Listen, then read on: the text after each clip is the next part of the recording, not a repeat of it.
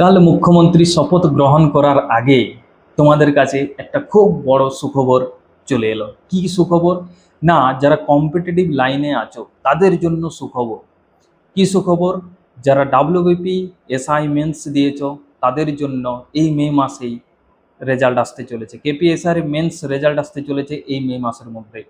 আবার যারা KP constable প্রিলি দিয়েছো তাদের জন্য রেজাল্ট চলে আসবে খুব তাড়াতাড়ি।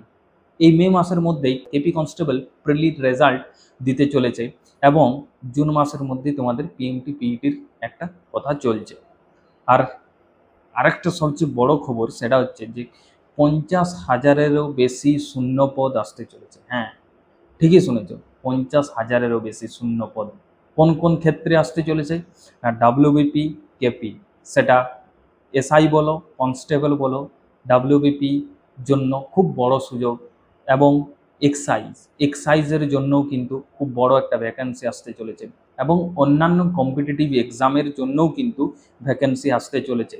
টোটাল 50,000-এরও বেশি কিন্তু শূন্য পদ বেরোতে চলেছে। তাই প্রিপারেশন এখন থেকে স্টার্ট করে দাও।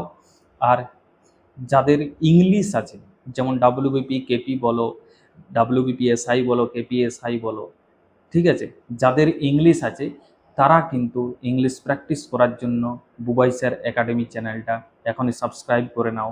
কারণ তোমাদের এখনই সুবর্ণ সুযোগ যে খুব সহজেই এখান থেকে তোমরা প্র্যাকটিস করতে পারবে এবং নিজের স্বপ্ন পূরণ করতে পারবে।